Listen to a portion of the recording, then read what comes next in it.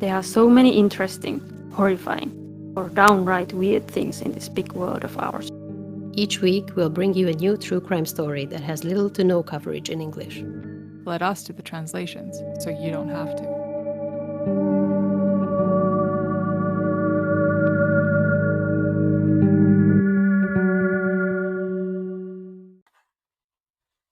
Hello. Hello. Tangity. Tangent. Yeah. This is our new intro. Yes. I need to make a new song. Tangent. Okay. Yeah. Until it loses all meaning. Tangent. Okay. Oh, no. So who goes first? Who has the least and most shittiest case? Mine involves 2 people killed. Oh, mine doesn't have any murder. It's Mine just is sad. sorry. Yeah. No, that's it. Go ahead. Mine is I'm going to talk more about a tangent I had some time ago. Okay. Because So, there was do you want more me to- about it in the news. do you want me to go first then, since mine's the shittier one? Or Yeah, go ahead. okay, all right. Do it. So I know this isn't, from a country outside of United States. Okay, this is in the United States. We took that one comment too seriously. I know we keep bringing this up, but like literally, there was one person who commented, "What? O.J. Simpson isn't covered in English?" Like, no, it's not. Bitch. Okay, no. Yeah, so we're always constantly making a callback to that. So yeah. So this is in the States. It's because my cousin actually shared it on his Instagram because he's a firefighter, and so it was kind of sad. So I'm like, okay, I should also. It also ties into my story that I just covered about the second laser man. A little bit, maybe, possibly. I don't know. We'll see. In case this comes out earlier. Maybe after. Maybe then. Okay. Yeah, you can listen to my episode about Den andra lasermannen at another time. Okay, so there was this bushfire in Coeur d'Alene, Idaho.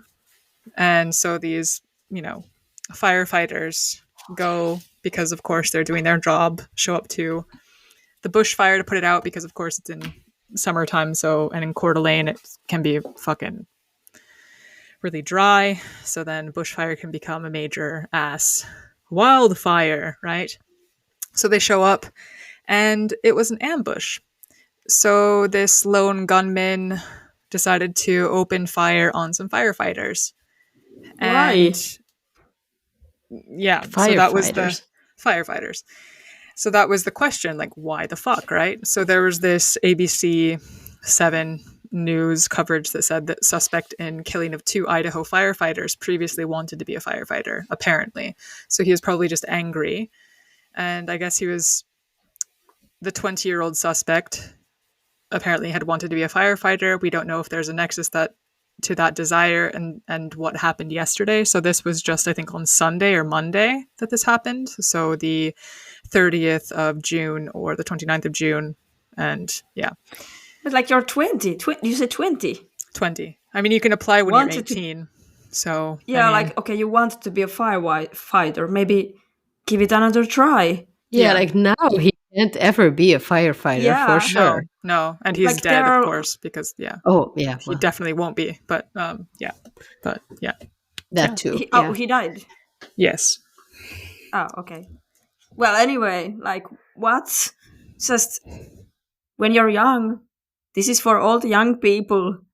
Hi. If you fail, like for getting to school, again. Try again. Yeah. If you keep failing, maybe consider another path. But don't kill the people who are of the occupation you wanted to become. Yeah. That's just legit weird. Yeah, it is. Okay, so sorry. Apparently, I stopped talking. So there's this. The suspect is Wes Rowley, and he was found dead after an hours-long multi-agency manhunt in the area, and has been identified as the shooter.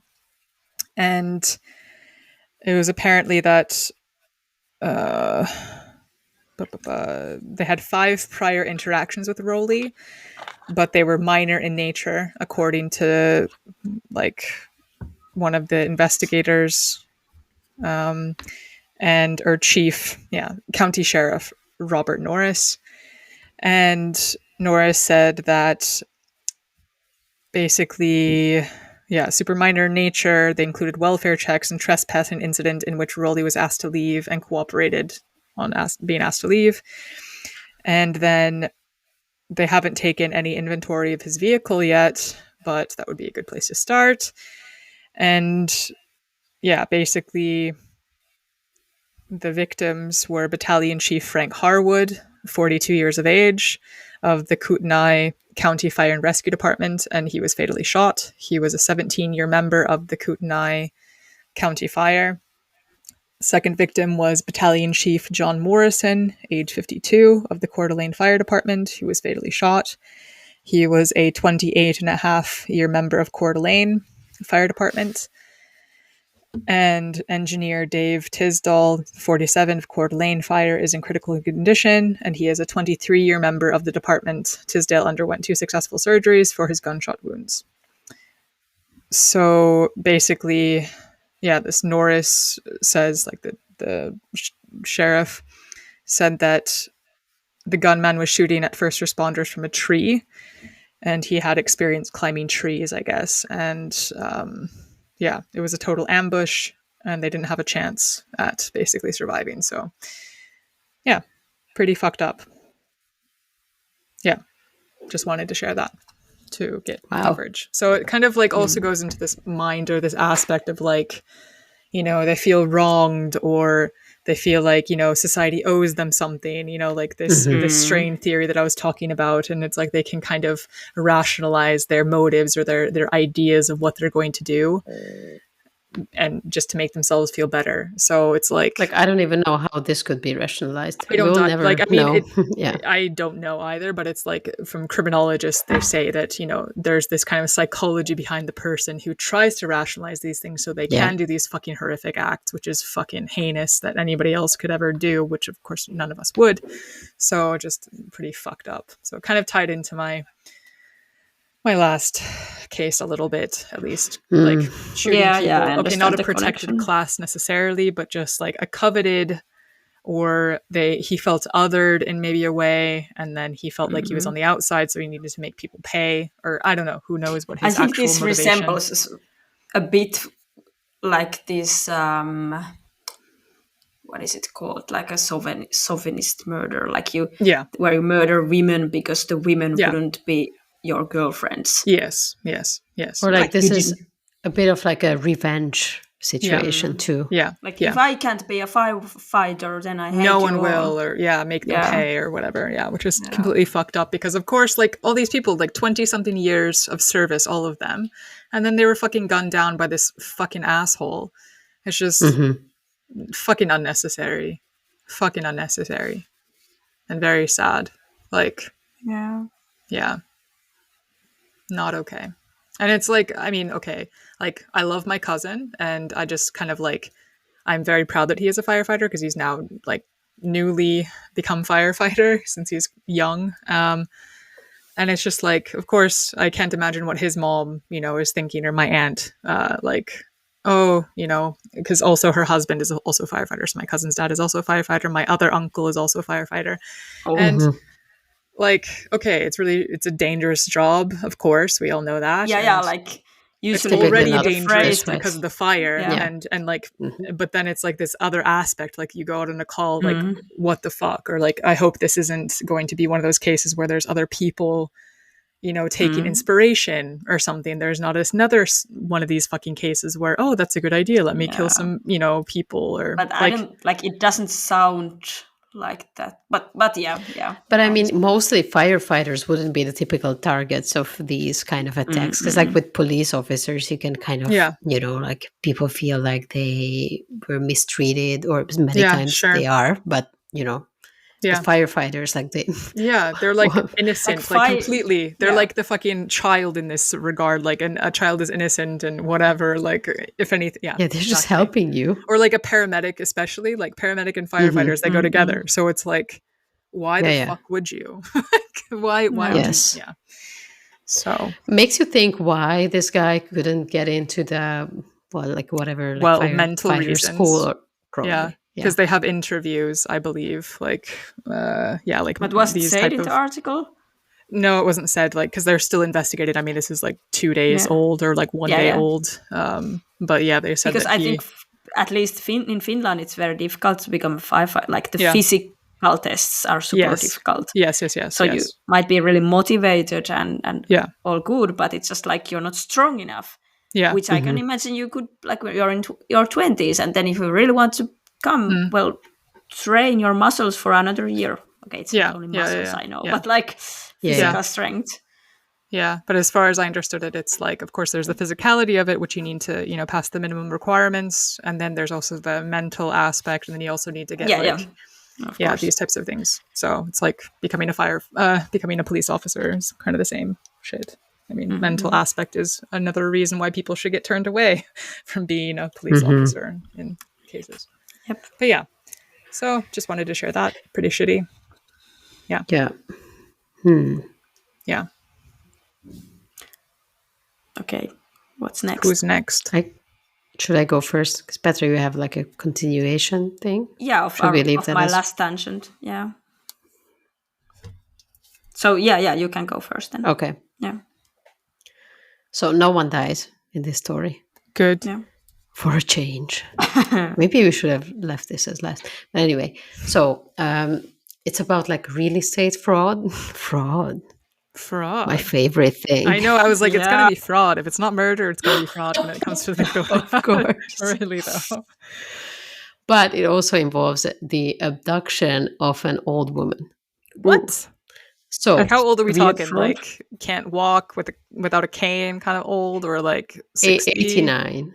Shit. Okay. So Budapest police arrested 4 individuals involved in a real estate fraud case.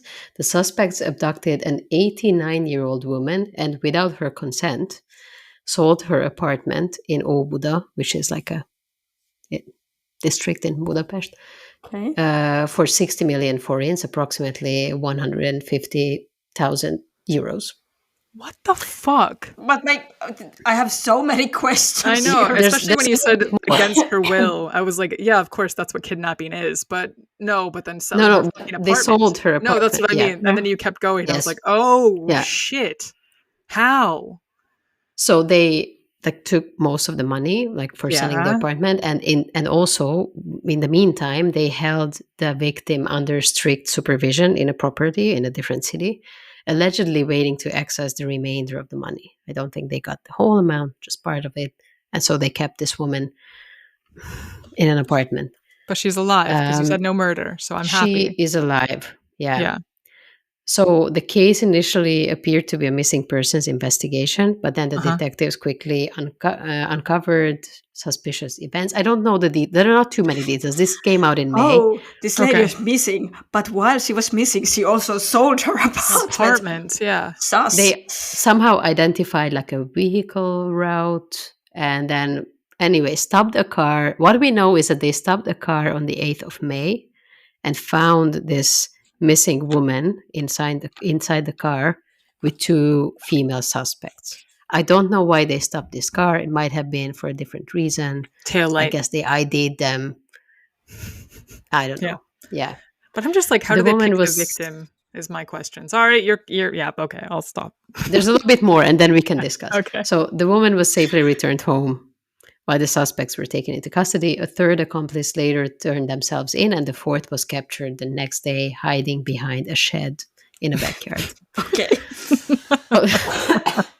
Authorities have frozen the 45 million forints linked to the crime.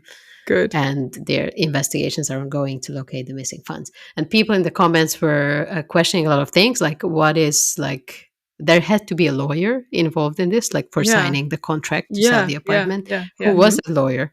Yeah. What is happening with them? That was my main question. How can you sell someone's apartment? Well, I mean, they probably forced her to sign it, or they just signed it for her, and there was a lawyer who was an accomplice also in a way. Oh God, And yeah. also Yeah. there in the comments, people were discussing that this is actually this is not the only case like this, and there must be like a broader kind of criminal network that is targeting vulnerable elderly people in Hungary, probably in other places too, and sell their apartments. Like 89. But think if you were also the buyer, like you're like, oh, such a nice apartment, I'm buying, I will move there next month. And then they're like, sorry, actually, we're not selling. This was a fraud. Maybe the buyer was also like a shady person, or maybe they were like investor and they would have then rented it out and whatever. Yeah. A lot of these. Wow. Yeah, a lot of possibilities. So that's all I know. But yeah, I'm just wondering how they targeted her, because like, yeah, did they just follow her home? Oh, that's in a nice area. Let's see. Yeah, so many possibilities. I don't know. Like there are a lot of ways. Like there are these like people like just like knocking on the doors of elderly people trying to sell something. Sometimes they. Oh yeah, how many people live here? We're doing a census or something like that. And I like an elderly person I know. They sometimes get. I think they're then her neighbors, but they come to her door to ask like, "Hey, do you have any plans selling your house?" Oh, but I think they are just like, well, you live alone. It's quite a big place. Maybe it's your, like, kind of, if you're going to go to an elderly home, we are interested in buying your house. So there's no, I don't think there's any normal. But like, anyway, this is normal thing that you can do. So maybe, the bad guys can kind of go. Yeah. Maybe they convinced her to go with them somewhere, like to buy something and then go to their car, whatever, and then they just put her in the 89, car and abducted her. I mean, you're going to be a bit easy to take with, I guess. Maybe. Yeah. Well, I'm glad it turned out well, though, and like there were some probably pictures in the article. Do you want to see? Sure. Of her? Well, not of her, but wait a second, or maybe it wasn't here. Might have been in the Facebook post. I'll try to put the link here for you. Can I do that? Yeah. How? Okay. Can't find it. There's like this side chat bar thingy, chat footnotes on the right. But I can't find. Oh, maybe. Okay. You know what? Does it work? Yes. Yeah, but if you open it, do you see a post? Yes. Rendeseti alla I'm just Karshag. Yes. And there are some pictures. Do you see those? So one of them is like the room where she was kept. And then the other one is just like from, like not the, Laura disappeared. So as all those, I was just looking at the pictures. Whatever, something. Is that the place she was kept? The other photo is the perpetrators, like kind of home or the place where they took her, but where they lived. And there's like other pictures of the room where she was kept. Ah, damn it. Laura, you disappeared. Yeah, I was like asking if like as Oldazat Elettere was the room she was kept or whatever, right? Yeah, the victims' quarters or something, or yeah, that's a good word. And then the other one is where the like alleged perpetrators were like living anyway in this house. Okay. So it's like, I don't know. Yeah, this part is not very interesting for listeners, but I just wanted you to see. Yeah. Well, you'll see it on our Instagram. No. At some point, maybe. Yeah. Well, I'm glad things turned out though, that she didn't like. Yeah, but this might actually be. Yeah, this might actually be like part of a broader, network. So. Yeah. Wow. Fuck. Is it Petra's turn now? Oh yeah. Yes. So, do you remember my tangent last time? No. I can't say that I do. It was the elderly man, 85, who shot the younger guy in Taivalkoski. Yes, because of a land dispute or forest thingy, right? Forest dispute. Yes. Oh, yes. Now I know. Yes. So now there was it was in court, and I don't know. I just thought that it's worth tangenting more, as I started already when it was in the news. So the 85-year-old, he's referred as poromies in the reindeer man. the article, the reindeer man. So I guess he's a man who owns reindeers. Yeah. Yeah. And there is this village house, kylätalo, in Taivalkoski, and there he shot another person, a man 40 years old, on 22nd of March. Oh, I thought you mean that like another, like one more. No, just one. Yeah, just recapping immediately. Recapping. Yeah. Okay. So with a hunting gun, and everything had. This article tells more about the motive, because that was kind of still not so clear when we were talking about this last time. So basically, 2021 there was the Paula storm, because in Finland the storms are usually named based on the name day when the storm is on. Oh, interesting. Yes. Yeah. So there was a Paula storm that had lots of trees had fell, and the victim was also from the same area, and he was working in a forest industry.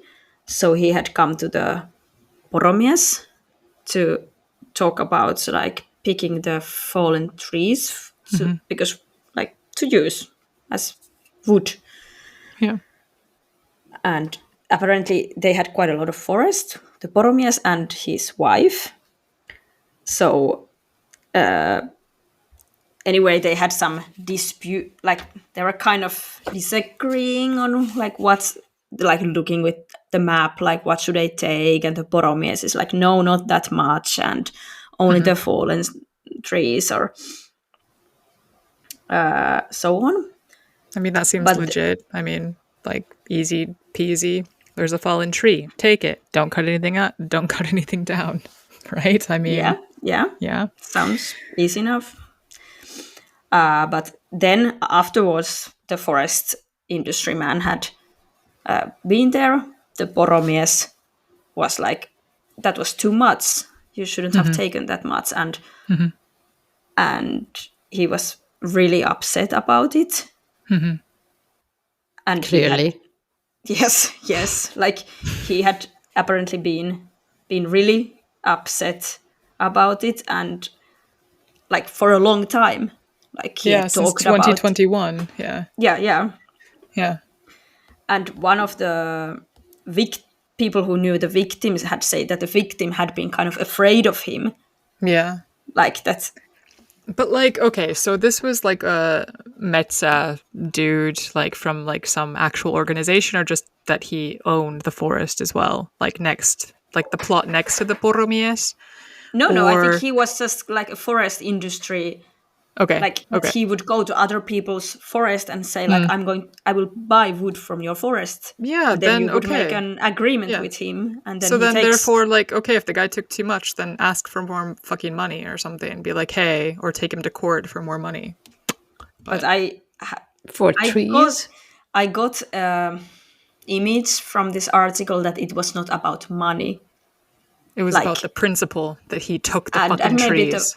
Maybe the forest, like maybe this poromies had some, like, you know, emotional value. Okay, I get that, because I did cry when I went to the near forest, because I usually go chanterelle hunting there, and then I went there like after they did a lot of the woodwork, and it was like all cut down, and I cried. I did. Okay, so I get it. Yeah, but you didn't murder anyone. No, I didn't. Or murder. Did you? No, I usually give the people a bit of a mean look when they pass by, though. Now, so. But maybe in 4 years we will talk about you. Like finally. But really, it's fucking sad. Now I'm just like, oh, the chanterelles. It was a nice forest. I liked it. I liked being there. And I was like, oh, it would be nice to just, I never got the chance to just like lay there, because of mosquitoes. And I was like, okay, this summer I'm going to like go to the forest with my mosquito suit and I'm just going to like be in the forest under the trees, and then I can't do that. And this is just a reenactment of what the poromies felt. Yeah, no, like I get it now. I get like now that you say sentiment, I'm like, fuck, this wasn't even my forest. And I felt bad about it. So yeah, I'm a fucking tree hugger. And then the last episode, I was like, guns! But I'm really hippie at heart, I swear. What? Because this guy was poromies, was the same, no? Like he then went and shot someone. Yeah. Poromies is me and I am poromies. Oh no. But hey, this is not actually funny, but it is in a way. I'm sorry. Yeah, the thing here is that the people are, what are they? Like the family of the victim here. I'm sorry, yes. They were like, the victim said that no, he did exactly what was agreed. Yeah. So the victim was not like, yeah, actually, sorry, I took too much. Yeah, so yeah. There was something like that. Maybe it was part of. Maybe I don't understand enough of the forest industry. I mean, you have to sometimes like to get some of the trees out. You need to also knock down some like smaller trees and stuff too. Like I get that as well, but. Like he didn't clear cut it. There's collateral damage, like Cantarelli. Yeah. Oh, no. At least there's still the Supilovatharot that forest is still good. So anyway. Yeah. Sorry. So did he actually get charged now? This guy? Yes, of course. I mean, he went to the village house and shot him right there, so there is no. And then he apparently. But I mean, what did he get? Like, there was the trial. Sorry, no, it's still in the court. Okay. But yeah. Oh, then why didn't he go to therapy instead? Yeah, like, for 4 years he was just like needs to be in therapy more for sure. I don't think that an 85-year-old poromies goes to therapy. He probably doesn't know what therapy is. Okay, sure, but like just think about it. Like he was ruminating over these trees for 4 years. That also to the point like where I ruminate. It's part of OCD. Maybe he has OCD like me too. Hey. When you start thinking about murdering people, like tell us before, like way before. I mean, I do get very, very angry and I do ruminate, but I would never murder someone because I can still see sense. I think. Hopefully. Sorry. I actually have to correct myself. The ex-spouse of the victim said that of course this was bothering the victim too, like that it was his, but he did not know to fear, so he didn't fear. I said that he was afraid, but I just read wrong. Okay. Yeah, so he said he did not fear. So I guess, like, why would you think that someone will murder you? Yeah. But it was more like it was. What's the word in English? Beef. Yeah, they had beef with each other. Yeah. But yeah, I think the court what's the word? Like the fight in the court will be whether this was act of like sudden idea, like hey, premeditation, so murder one or two, or not. Yeah. And he says kind of like, I went there, I saw him, and then I was like, no, this is it, and I killed them. Yeah, but I think in Finland you're not carrying a gun around everywhere, Like I think this poromies. Well, he says, then I went back to my car and took my gun from there. But I don't think it's too weird that in this forest area, this poromies has a gun in there. Yeah, I guess for wolves and that type of stuff, sure. Yeah. But still. I mean, he's 85, so this might be the first case in Finland where life imprisonment actually means life. Yeah. Our tangents are the worst. But I mean, I also have a gut feeling that even if he gets a life in prison, he might be like paroled for health reasons. Yeah. So you're wrong, Victoria. You're wrong. Damn it. Of course. But who knows? I mean, I feel bad for the victim for sure. Like, I'm not like definitely like in a way. I can put If he myself did in so, both of their positions. Like, I can be, if I did something and I angered someone, I'd be like, fuck, oh no. Then I'd be ruminating and I'd feel like super shitty that I did something to somebody that they felt bad about. I'd be like, oh no. But then the poromies guy, I'm like, the forest, man. I feel so attached to the trees. Yeah. Like, but I don't really we don't know. It might be just some weird poromies pride that you're like, my trees, they were my and my wife's trees. Or maybe it trampled all the yakela that the poro eat, and then he was pissed off about that too. I do not know if the poro and the forest are related. I mean, they should be because yakela grows in the forest. Right? Yeah, I know, but I mean, I don't know if the forest that he owns is the same forest where he has poro. Also, like, it's near Oulu. Do they have poro there? I guess. Yes. Yes. Yeah. I mean, okay. Sorry, I'm from Helsinki. Yes, actually, I was just telling Victoria that in the winter time they have reindeer races in the tori. Okay, so definitely. You were? What?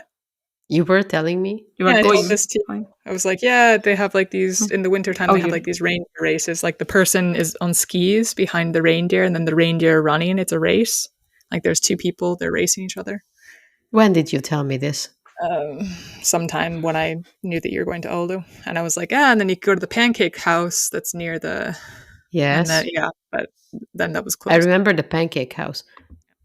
It's the same place. My memory. Did I not pay attention? Okay. Yeah, it's fine. It's fine. I'm true friend. Yeah. You know. But no, I told. Why did I even admit this? But okay. Yeah. I really didn't reindeer have to. races. Yeah. Yeah. But so I guess that. Yeah. So the prosecutor is going for life in prison for murder, but the prosecuted is the defense only like manslaughter. Yeah. So second. Okay. Yeah. Okay. So maybe in our next tangent we will know more. Yeah. About the rest of the life. Part 3. So yeah. Okay. Wow. Too bad. That's a bit of a tough one. Like, I mean, of course the guy shouldn't have shot the guy, of course, but like, I get both sides, you know? Yeah. I don't. Maybe. It would be different if, like, I don't know. I mean, he didn't need to kill him. Like, he could have just had like a strongly worded letter or even like a slap to the face, you know? Like, I challenge you to a duel. Minor violence. I challenge you to a duel! And then it would have been done. No weapons there either. I challenge you to a reindeer race. That would have been it. It would. Yeah. I think we should all end disagreements with the reindeer race. Oh, I love when reindeer run. They have like the clicky nails. Like, so like click, click, click, click. I love reindeer. When they click, when they run in the forest, they have clicky nails. Because they have nails. And then so when they run, they like click, click, click, click, click. They click together. I didn't know. I didn't know. Yep. Reindeer, nice. I like them. Was that the animal fact? No, but it could. No, it's not. But it is a. What is it? Hyrax, finally? No. Oh, fuck, I forgot about that. Damn it. I'm sorry.